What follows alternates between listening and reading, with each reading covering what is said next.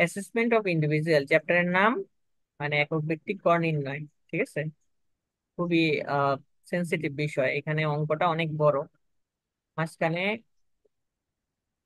মাঝখানে যদি তুমি আহ ছেড়ে দাও, এই একটা জিনিস ভুল হয় তাহলে পুরো অঙ্কটাই ভুলে যাবে।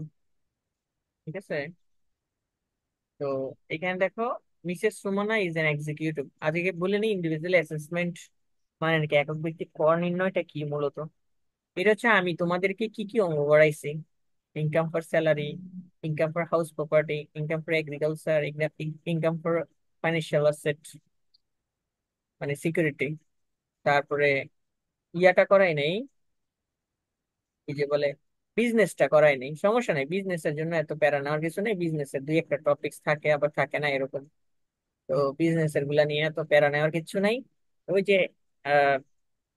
এগ্রিকালচার একটু করাইছি না, দুইটা অপশন এরকম দুই একটা থাকতে পারে, থাকলে থাকবে না থাকলে নাই, কিন্তু বিজনেস একদমই কম থাকে, থাকলে তো আমি বলবোই অঙ্ক করানোর সময় আগে দরকার হয় বিজনেসটা করাই দেবো, সমস্যা নেই।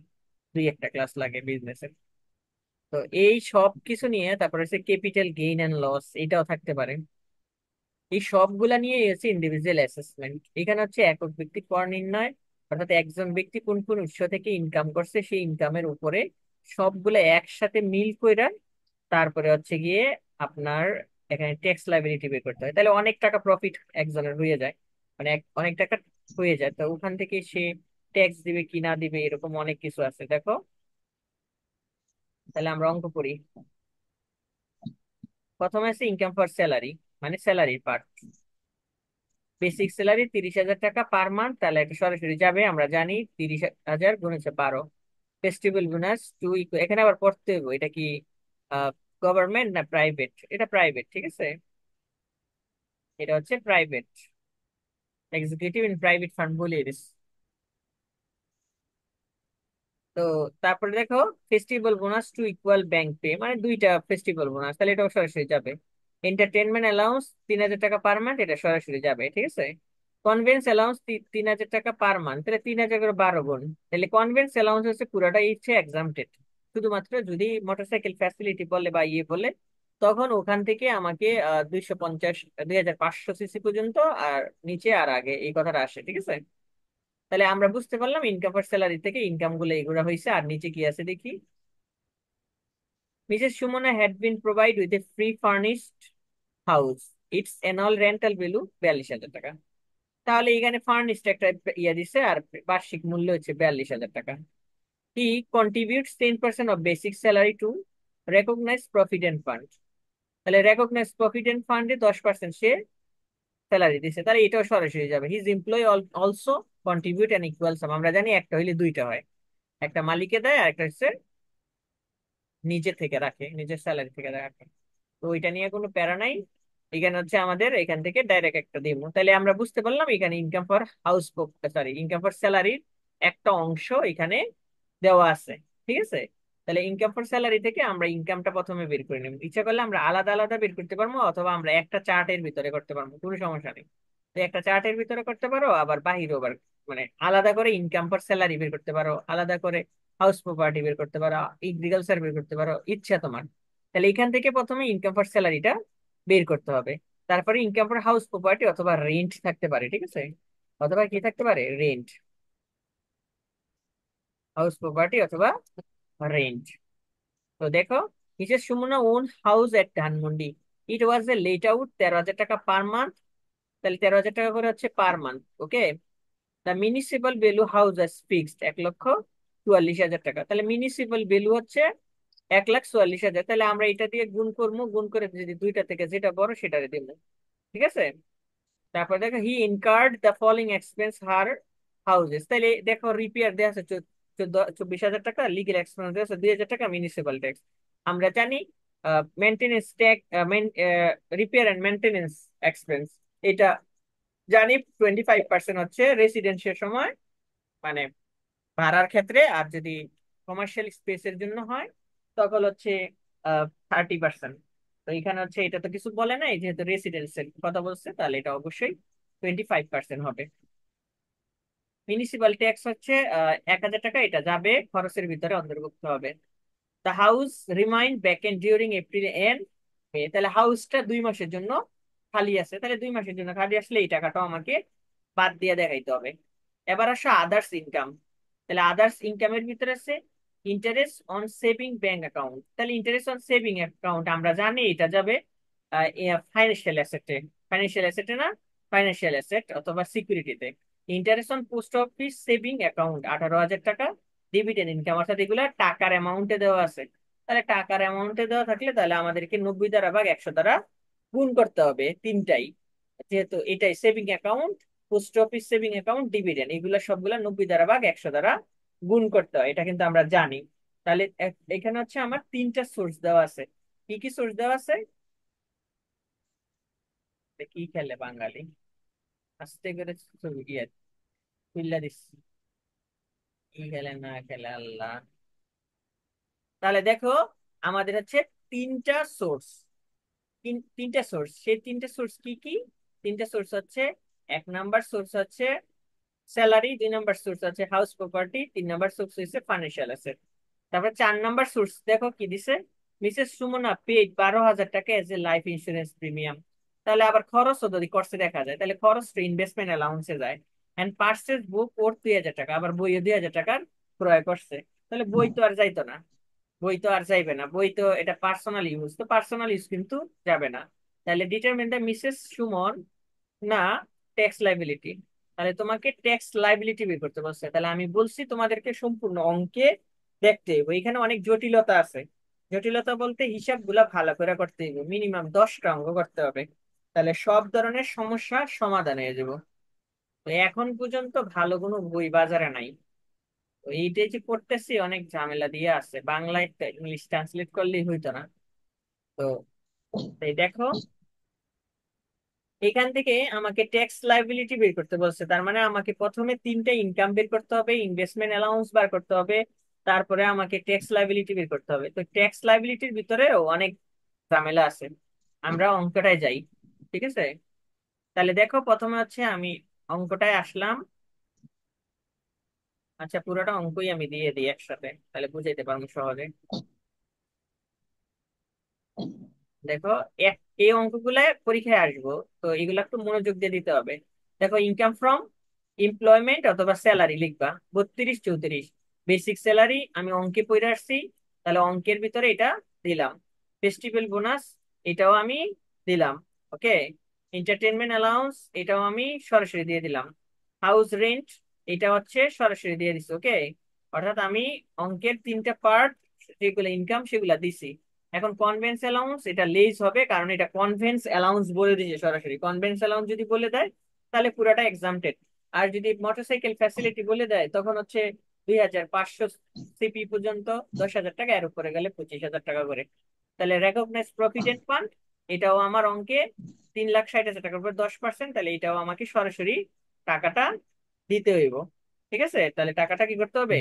দিতে হবে। তাহলে আমি এখান পর্যন্ত ইনকাম ফর স্যালারি দিলাম, তাহলে রিসিভ ফ্রম স্যালারি, তাহলে স্যালারি থেকে তুমি টোটাল বেগুন হবে না? স্যালারি দিয়ে তুমি পুরোটাকে গুণ করছো, গুণ করলে কত পাইছে দেখো তো, স্যালারি পুরোটা গুণ করে এসে 5,000 5,34,000 টাকা। তাহলে 5,000 5,34,000 টাকা হচ্ছে শুধু স্যালারি থেকে করছো। বলো কি বলছো, কে বলছো কি বলো। ভাই 12 দিয়ে গুণ হবে না? এই যে 30,000 12 দিয়ে গুণ হবে না, না 3 লক্ষ? Basic salary.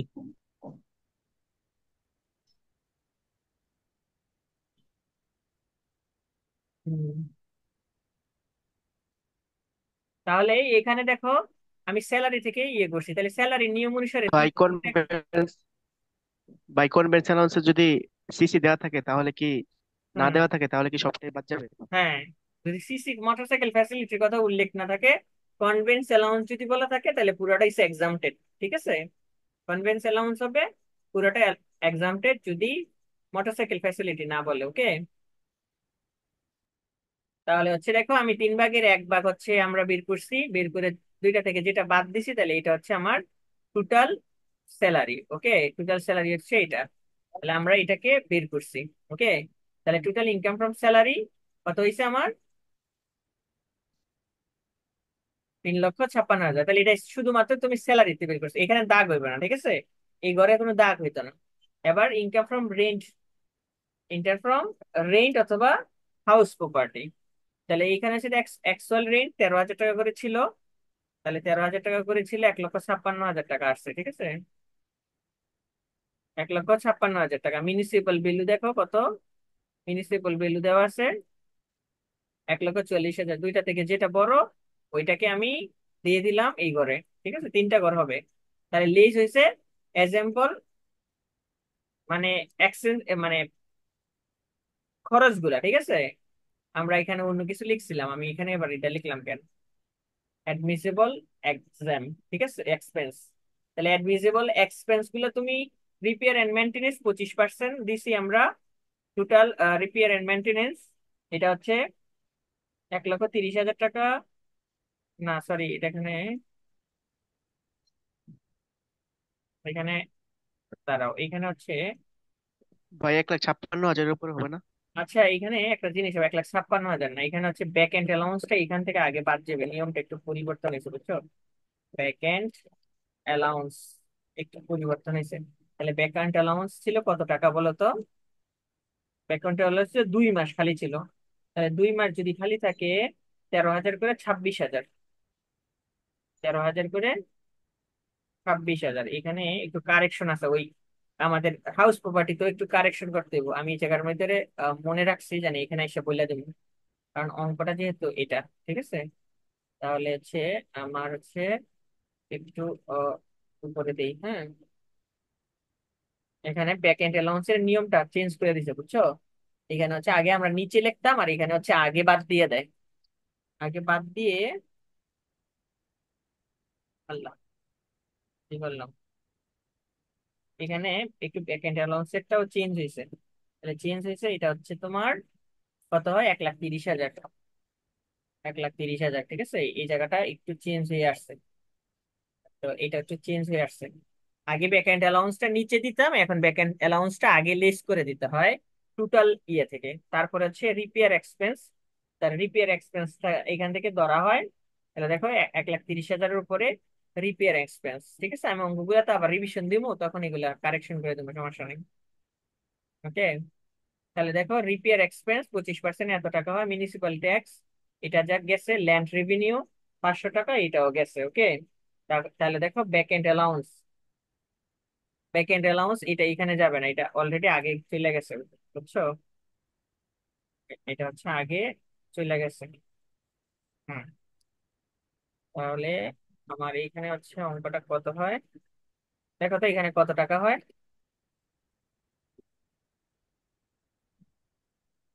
32,500, 33,000, 34,000 টাকা।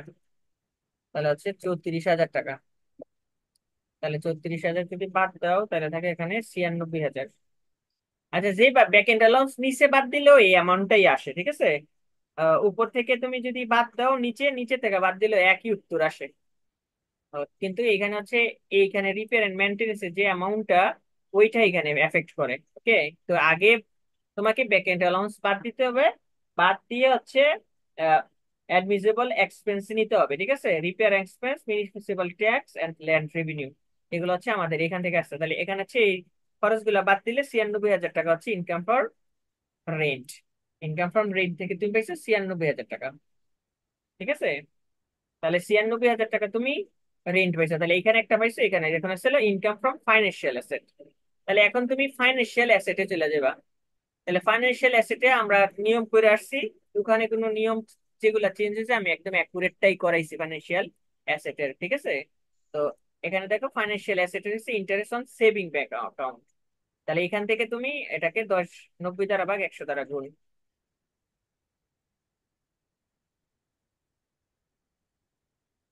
অঙ্ক অনেক বড় আছে তো, ভালো করে বুঝতে হবে। ভাই, তাহলে ভাই 9 দিয়ে ভাগ দিছেন দি দেখা যাচ্ছে। হ্যাঁ হ্যাঁ, 9 দিয়ে ভাগ দিছেন নাকি, না 90 হবে? একই কথা, 90 আর 100 একই কথা, একই উত্তর, একই আসবে, বুঝছো, একই, একই আসবে। 90 দিয়ে দিছি, এটা অঙ্ক ছোট করার লাগে, এটা কোনো সমস্যা নেই।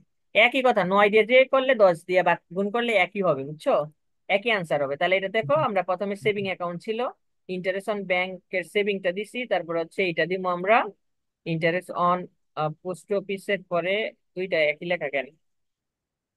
এখানটা চেঞ্জ হইব, এটা পোস্ট অফিস হইব।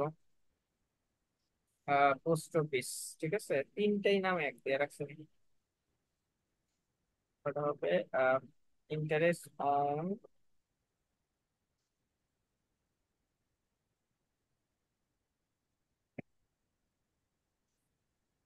সব পাল্টাইয়া ঝামেলা করে দিচ্ছে। Post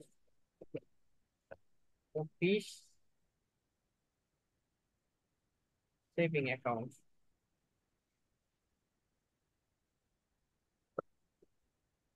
saving account. ঠিক আছে, পোস্ট অফিস সেভিং অ্যাকাউন্ট। তাহলে পোস্ট অফিস সেভিং অ্যাকাউন্টে দেখো 20,000 টাকা আসছে। তারপরে ডিভিডেন্ড 9 দিয়ে ভাগ 100 দ্বারা গুণ করছি, তাহলে হচ্ছে এগুলো হচ্ছে আমার ফাইন্যান্সিয়াল অ্যাসেট থেকে 72,000 টাকা আসছে। ঠিক আছে, তাহলে এখন হচ্ছে টোটাল ট্যাক্সেবল ইনকাম পাইছো 5,24,000 টাকা। তাহলে এইখান পর্যন্ত ঠিক আছে, এটা তোমরা নিজেরাই করতে পারবা, কারণ হচ্ছে তোমরা অলরেডি অঙ্ক আগে করে আসছো। তাহলে একটু জায়গা চেঞ্জ হয়েছে, সেটা হচ্ছে ব্যাক এন্ড অ্যাকাউন্ট অ্যালাউন্সটা আগে বাদ দিয়ে তারপরে রিপেয়ার এক্সপেন্সটা বের করতে হয়। এই জায়গাটা শুধু একটু জায়গা, শুধু একটা জায়গা শুধু চেঞ্জ হয়েছে, আর হাউস প্রপার্টিতে কোনো কিছু চেঞ্জ হয়নি। ওকে, তাহলে তুমি প্রথমে ইনকাম গুলা বের করছো, তাহলে টোটাল ট্যাক্সেবল ইনকাম পাইছো 5,24,000 টাকা। এখন এই টাকার উপরে তোমাকে কি করতে হবে? ট্যাক্স দিতে হবে। তাহলে ট্যাক্স দেওয়ার আগে তুমি ইনভেস্ট করছো না অঙ্কে? ইনভেস্ট করছো কিনা? তাহলে ইনভেস্ট করছো, এই যে এখানে 12,000 টাকা ইনভেস্ট করছো। এখানে একটা ইনভেস্ট করছো, তারপরে হচ্ছে প্রভিডেন্ট ফান্ডে একটা ইনভেস্ট না বললেও সেখানে একটা ইনভেস্ট অলরেডি আছে। প্রভিডেন্ট ফান্ডের ইনভেস্টটা কি হবে? সরাসরি হবে। তাহলে সরাসরি যদি হয়, তাহলে তোমাকে প্রভিডেন্ট ফান্ডের ইনভেস্টমেন্ট আগে বের করতে হবে। আগে ইনভেস্টমেন্টে যাও। তাহলে ইনভেস্টমেন্ট বের করতে হবে। তাহলে ইনভেস্টমেন্টে যদি যাও, তাহলে আছে দেখো কম্পিউটার ট্যাক্স রিবেট ইনকাম। তাহলে ট্যাক্স রিবেট ইনভেস্টটাকেই বলা হয় ইনভেস্টমেন্ট অ্যালাউন্স, বা সবকিছু একসাথে। ঠিক আছে, ইনভেস্টমেন্ট এন্ড ডোনেশন লিখলাম। রেকগনাইজ প্রভিডেন্ট ফান্ড, যে 36,000 টাকা 2 গুণ হবে, কারণ দুইবার নিজে একজন আর হচ্ছে মালিকের একটা। তাহলে 72,000 টাকা। ঠিক আছে, 72,000। লাইফ ইন্স্যুরেন্স 12,000 টাকা বলা ছিল। আর হচ্ছে বক তো নিজের কিনছে, সেটা তো যাবে না। বই তো নিজে কিনছে, সেটা কিন্তু যাবে না। ঠিক আছে, তাহলে হচ্ছে এখানে হচ্ছে আমার অঙ্কের 8 ওভারে মাত্র 27 রান। কি খেলে না খেলে। তাহলে দেখো এখন এইখানে একটা প্যাচ আছে, দেখো 3% of total income calculate excluding tax exempted income, income subject to reduce tax rate and income subject to minimum tax. এইখানে দেখো টোটাল ইনকাম হচ্ছে 5 লক্ষ, যে আমি ইনকাম করছিলাম 5,24,000 টাকা। ঠিক আছে, এখন তুমি এই অঙ্কে 90 দ্বারা, মানে ফাইন্যান্সিয়াল অ্যাসেট গুলা হচ্ছে কর বাদযোগ্য, মানে তুমি যে ফাইন্যান্সিয়াল অ্যাসেট যে করো বা সিকিউরিটিতে যে অঙ্কগুলাতে 90 অথবা 80 দ্বারা জানি ভাগ করছো, ওই টোটাল টাকাটা এখান থেকে বাদ দিতে হইব। অর্থাৎ তুমি কোন অংশটা বলো তো? ফাইন্যান্সিয়াল অ্যাসেটে যে অংশগুলা তুমি 90 অথবা 80 দ্বারা ভাগ করছো, 90 অথবা 80 অথবা 95, 95 টিয়া তো একটাও নাই। তাহলে দেখো এইখানে আমি ফাইন্যান্সিয়াল অ্যাসেটের গড়ে যেগুলা 90 অথবা 80 দিয়ে ভাগ করছি, ওই ফুল অ্যামাউন্ট গুলাকে বাদ দিতে হবে। ফুল অ্যামাউন্ট গুলাকে কি করতে হবে? বাদ দিতে হবে। তাহলে ফুল অ্যামাউন্ট গুলা দেখো এইটা, অর্থাৎ ফুল অ্যামাউন্ট কত দেখো তো, এইগুলা। ঠিক আছে, তাহলে ফুল অ্যামাউন্ট হচ্ছে এইটা। ওকে, মানে দেখো এখানে যেটা করছো 12,000, তারপরে 20,000, তারপরে হচ্ছে 40,000। ওকে, এই ফুল অ্যামাউন্ট গুলা কোথায় থেকে বাদ দিতে হবে? টোটাল ইনকাম থেকে বাদ দিতে হবে। দেখো টোটাল ইনকাম থেকে আমি তিনটা বাদ দিছি, 12,000, 40,000 এবং 20,000। তাহলে সবগুলা বাদ দেওয়ার পরে 3% যে টাকাটা বাড়িছে, সেটা হচ্ছে এইটা। ঠিক আছে, ওকে, দেখো তো এই জায়গাটা বুঝতে ভাই পারছো? এগুলা কি ট্যাক্স লায়াবিলিটি হয় না? জি জি। ভাই এগুলা কি ট্যাক্স লায়াবিলিটি হয় না? না, এটা ট্যাক্স লাইবিলিটি, এটা ট্যাক্স সরাসরি দিয়ে দিছে আগেই। ওই টাকাটা আমরা পরে দেখাইতেছি। এটা আগে সরাসরি ট্যাক্স দিয়ে দিছে এই টাকাগুলোর উপরে, সেজন্য এই অ্যামাউন্ট গুলাকে বাদ দিতে হবে। কারণ আমি তো 5,24,000 টাকার উপরে ট্যাক্স হিসাব করবো, কিন্তু এই টাকাগুলো তো অলরেডি আমি ট্যাক্স ট্যাক্স দিয়ে দিছি। 10% ট্যাক্স দিছি, একটা 20% ট্যাক্স দিছি, একটা 15% ট্যাক্স দিছি। অলরেডি ট্যাক্স দিয়ে দিছি, সেই জন্য টোটাল ইনকাম থেকে এই ট্যাক্স গুলা টাকাগুলা বাদ যাবে। কোনগুলা? ফাইন্যান্সিয়াল অ্যাসেট, মানে ফাইন্যান্সিয়াল সিকিউরিটি যে করছে, ওখানে যে 90 আর 100 দ্বারা 80 দ্বারা ভাগ করছে, ওই টাকাগুলো এখানে 90 আর 100 দ্বারা। ঠিক আছে, 90 আর 80 দ্বারা।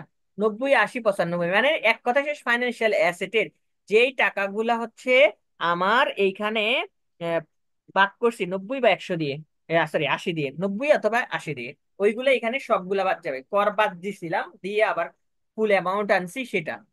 আমি তোমাদেরকে সহজ করে বলে দিই, এখানে ফাইন্যান্সিয়াল সিকিউরিটিতে যে অঙ্কগুলা আমরা হচ্ছে 90 অথবা 80 দিয়ে করছি, ওইগুলা সবগুলা, ঠিক আছে? বুঝতে পারছো? এখানে সবগুলা বাদ দিতে হবে, তাহলে এখানে হচ্ছে 12,600 টাকা। ওকে, এখন আমরা 50% হচ্ছে ইনভেস্টমেন্ট অ্যালাউন্সে নেব। 50% on the amount of total investment expenditure of the taxable part one of the six schedule in any income ইয়ার, মানে 84,000 টাকা। এই 84,000 টাকা, 84,000 টাকার উপরে 10% কত হয় দেখো, 15% কত হয়? 15% কত হয় বলো তো ভাইয়ারা?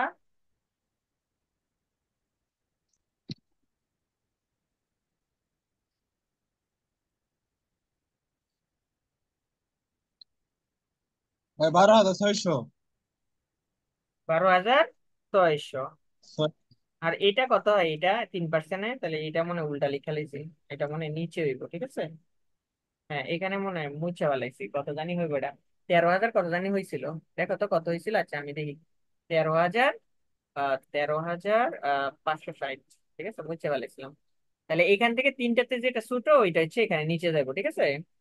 তাহলে হচ্ছে এটা হচ্ছে আমার অঙ্ক। ওকে, তাহলে এটা হচ্ছে আমার আহ, অঙ্কের যেই ইনভেস্টমেন্ট অ্যালাউন্স, মানে ট্যাক্স সুবিধা যেটা পাইবো ভাই ওইটা। 15,000 আসলে কোন জায়গা থেকে এই 84,000 আসলে কোন জায়গা থেকে বুঝলাম না। 84,000 কোথা থেকে আসতো? এটা ইনভেস্টমেন্ট অ্যালাউন্স, এই যে ইনভেস্টমেন্ট অ্যালাউন্স না এটা, ইনভেস্টমেন্ট ইনভেস্টমেন্ট অ্যালাউন্স তুমি দিবা না? ইনভেস্টমেন্ট অ্যালাউন্স কি? এইটা, এটা কোনটা আসে ইনভেস্টমেন্ট অ্যালাউন্স? এই যে দেখো না, ইনভেস্টমেন্ট এন্ড এক্সপেন্ডিচার, তুমি যে খরচ করছো সেটা, ঠিক না? এই 15,000, জি ভাই। এটা হচ্ছে 84,000 কার উপরেও আসবে, এই এটার উপরে। ওকে, তাহলে এখান থেকে যেটা সবচেয়ে ছোট ওইটা হচ্ছে আমার এখানে যাবে। তাহলে এই পার্ট গেল। এখন আমরা ট্যাক্স লাইবিলিটি করবো। তাহলে দেখো, ট্যাক্স লাইবিলিটিতে অনেক ঝামেলা আছে, দেখো। প্রথম 5 লাখের উপরে 0%, পরে 10,00,000 5,000, তারপরে 72,000 উপরে 10%, এটা হচ্ছে ট্যাক্স লাইবিলিটি 12,400 টাকা। লেজ হচ্ছে ট্যাক্স রিবেট। তাহলে ট্যাক্স রিবেট কোথায় বের করছো? ইনভেস্টমেন্ট অ্যালাউন্সের গড়টা যেটা, এই যে এখানে 12,600 টাকা।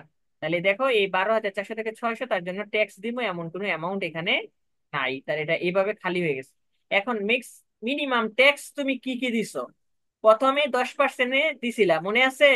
ওই যে ফাইন্যান্সিয়াল অ্যাসেটে 90 দ্বারা ভাগ করছিলাম, 12,000 উপরে 10%, 40,000 উপরে 10%, ওই যে 90 দ্বারা ভাগ করছিল 36,000-এ, 16,000-কে 90 দ্বারা ভাগ করে 100 দ্বারা গুণ করছো, ঠিক আছে, 10%। তাইলে হচ্ছে এই সব টাকাগুলো এখানে এইখানে ট্যাক্স দিয়ে দিছে, ঠিক আছে, মিনিমাম ট্যাক্স 7,200 টাকা।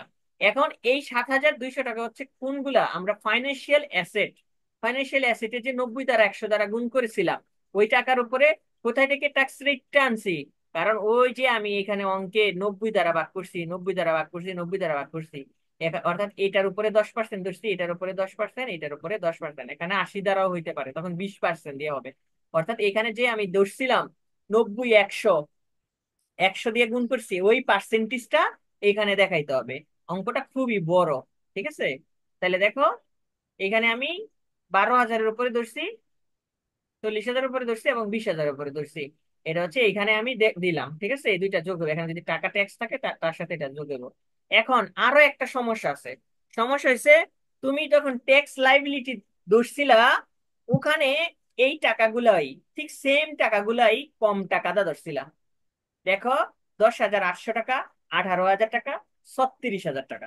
তাহলে এই টাকাগুলো সবচেয়ে প্যাচ হয়েছে এই জায়গাটাই। এটা একটু ভালো করে বুঝো।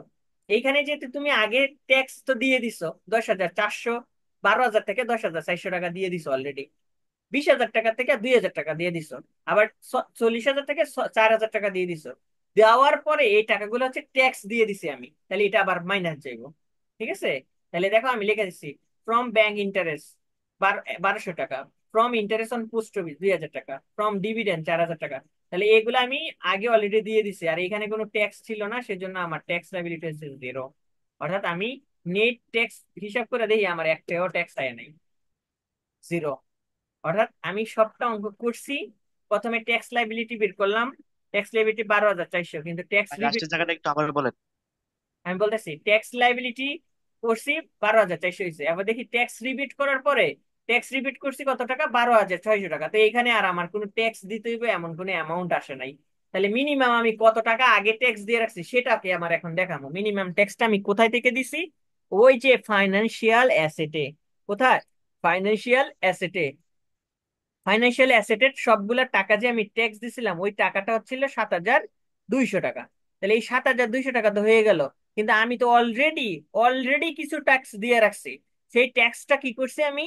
এখান থেকে বাদ দিয়ে দিছি। এখানে আবার আদার সোর্সের অঙ্কগুলো আসবো, যেগুলা 90 দিয়ে ভাগ হয়েছে সবগুলো এখানে আসবো, কিন্তু এইখানে পার্সেন্টেজটা আসবো না। শুধু এটা ফাইন্যান্সিয়াল অ্যাসেটের ক্ষেত্রে আসবে। এই জায়গাটা আসবে মিনিমাম ট্যাক্স দেওয়া হয় ফাইন্যান্সিয়াল অ্যাসেট গুলাতে। ঠিক আছে? আদার সোর্সের অঙ্কগুলা নিচে হচ্ছে বাদ যায়, সরাসরি এখানে নিচে আসে।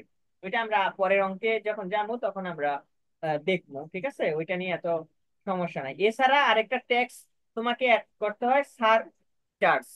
চার্জ বলে একটা ট্যাক্স থাকে। ওই ট্যাক্স যদি বলে দেয় তাহলে 20% এটাকে অ্যাড করতে হয়, অথবা 10% অ্যাড করতে হয়, বললে দিলে যত পার্সেন্ট অত পার্সেন্ট। ওইটা আমরা পরের অঙ্কতে যাবো, মানে পরের অঙ্ক যখন করবো তখন। তাহলে এইখানে আমি আবারও বলতেছি, তুমি সবচেয়ে ঝামেলা যে জায়গাটার মধ্যে সেটা হচ্ছে আমি যখন ফাইন্যান্সিয়াল অ্যাসেটটা বের করবো, ফাইন্যান্সিয়াল অ্যাসেটে 90%, 90-80 দিয়ে যেগুলা ভাগ করবো, 90 আর 80 দিয়ে যেগুলা ভাগ করবো, ঠিক আছে, 90 আর 80 দিয়ে যেগুলা ভাগ করবো ওইগুলাকে প্রথমে আমি কনভার্ট করে নিবো 100 দ্বারা। ওই টাকাগুলোর উপরে ওই পার্সেন্টেজের মিনিমাম ট্যাক্স বলে, মানে মিনিমাম ট্যাক্স অলরেডি তুমি দিয়ে দিছো। এটা তো হচ্ছে আগের মতো নেই, সচরাচর যে নিয়ম এতটুকু হয়ে গেল। এখন ট্যাক্স রিবেট কেন হয়েছে? কারণ ট্যাক্স রিবেট 12,600 টাকা, এটার থেকে এটা ছোট, তাই সেজন্য এখানে আর কোনো টাকা যায় নাই। ঠিক আছে, তাহলে এখানে হচ্ছে আমি মিনিমাম ট্যাক্স বের করবো। তাহলে মিনিমাম ট্যাক্স বের করার পর হচ্ছে ট্যাক্স লাইবিলিটি হায়ার, এই দুইটা থেকে যেটা হায়ার হইব এটা এখানে আসবো। ঠিক আছে, তো এখানে আসছে। আসার পরে ট্যাক্স ডিডাকশন এট সোর্স, মানে আগেই তুমি ট্যাক্স কি করছো, বাদ দিয়ে দিছো।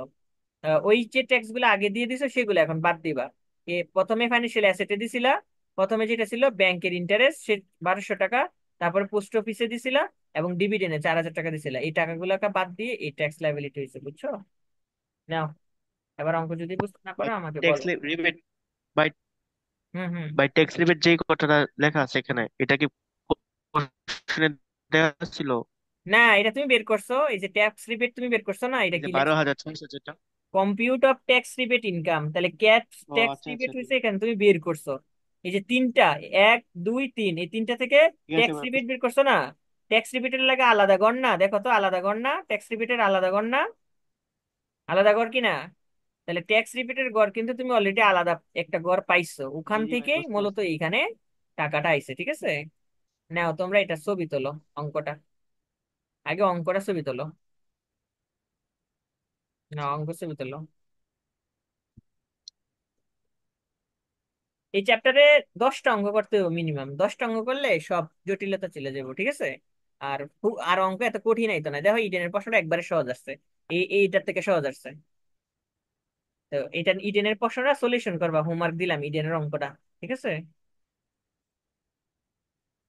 ইডেনের অঙ্কটা হোমওয়ার্ক দিলাম। ইডেনের যে টেস্টে আসছে ওইটা হোমওয়ার্ক দিছি, ওকে?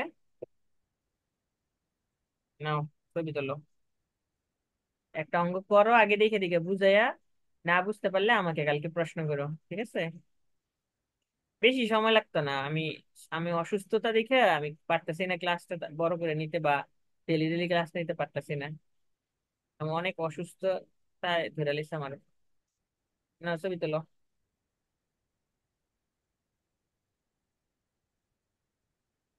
9 ওভারে দরকার হয়েছে 9 রান করে লাগে। আরে এই ইয়া না স্কেল, এটা না স্কেল শুধু 11 ওভারে 45, কি খেলে না খেলে আল্লাহ।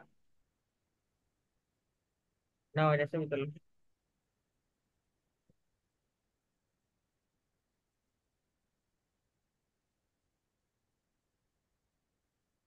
না, এটা ছবি তোলো।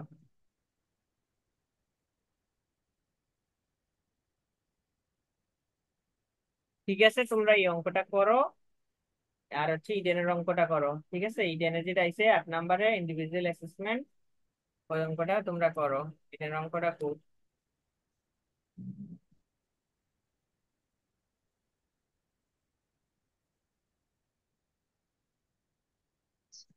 এইটা না, নতুন কিছু আছে কিনা।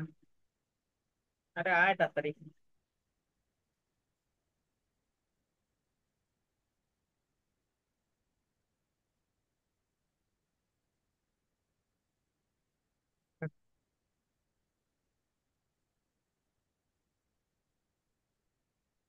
দেখো প্রথমে স্যালারি বার করবা। তারপরে দেখো ডিভিডেন্ড আছে 25,000 টাকা, রিসিভ ফর গভর্নমেন্ট সিকিউরিটি। তাহলে এটা তো গভর্নমেন্ট আপফ্রন্ট বললে দিছে 40,000 টাকা 3 বছরের, এটা কোনো ব্যাপার না। অ্যানুয়াল রিসিভ হাউস প্রপার্টি আছে। তারপরে দেখো মিউনিসিপাল ভ্যালু এটা দিছে। এক্সপেন্স আছে repair and maintenance, municipal agriculture আছে সেল অফ ক্রপস সরাসরি। তাহলে তুমি অঙ্কটা সহজে বের করতে পারবা। এগ্রিকালচারের তো ডাইরেক্ট সরাসরি 3 লাখ টাকা হইব এখান থেকে। ইরিগেশন চার্জটা বাদ দিবা, মানে প্রোডাকশন কস্ট এটা বাদ দিবা, ঠিক আছে। 60% প্রোডাকশন কস্ট বাদ দিবা। তারপরে দেখো লাইফ ইন্স্যুরেন্সের ডোনেশন ওর লোকাল মস্কি এটা যাইতো না। পার্সেস ও আইপিও লিস্টেড কোম্পানি এটা বাদ যাইবো, ঠিক আছে। তারপরে ট্যাক্স লায়াবিলিটি বের করবা। নেট অ্যাসেট ভ্যালু হচ্ছে 6 লাখ করে above the particular listed as per listed asset of liabilities of net asset value 6 lakh crore from the above particular listed for assessment year asset দিছে। ও আচ্ছা, পারতা না এটা অ্যাসেটের অঙ্ক। আচ্ছা, একটা শব্দ দিয়ে অঙ্কটারে 12টা বাজাই দিছে। এটা আবার দেখান লাগবে আরেক অঙ্কে, নাইলে অঙ্কটা পারতা তোমরা নিজেরাই। দেখাইতে হবে অ্যাসেট ভ্যালুটা, নাইলে অঙ্কটা সহজ ছিল।